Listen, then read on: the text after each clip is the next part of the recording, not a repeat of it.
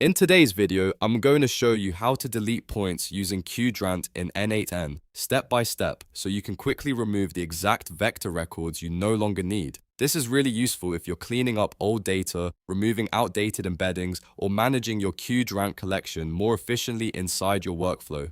If this video helps, make sure to hit the like button and subscribe for more N8n tutorials just like this. Alright, let's jump right in.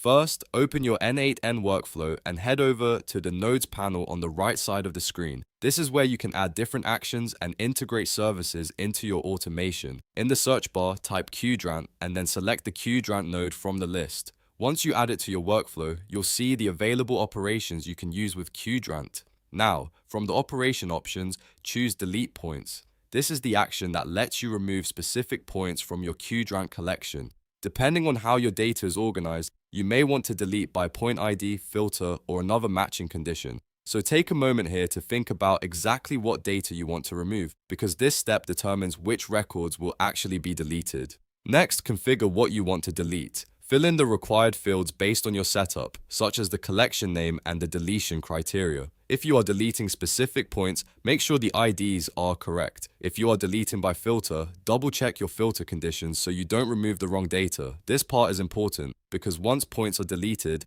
they won't be available unless you have a backup or a way to restore them. After that, review your settings carefully. Make sure your Qdrant credentials are connected properly, the target collection is selected, and the delete parameters match your intended result. If you're using variables or data from earlier nodes, confirm that those values are being passed in correctly. A small mistake here can affect the wrong records, so always verify before running the workflow.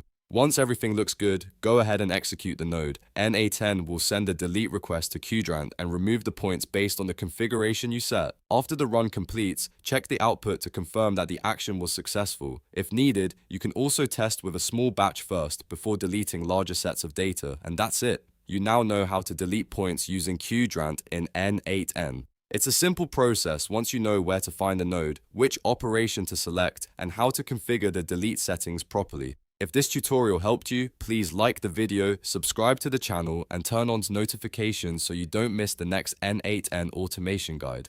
Thanks for watching, and I'll see you in the next one.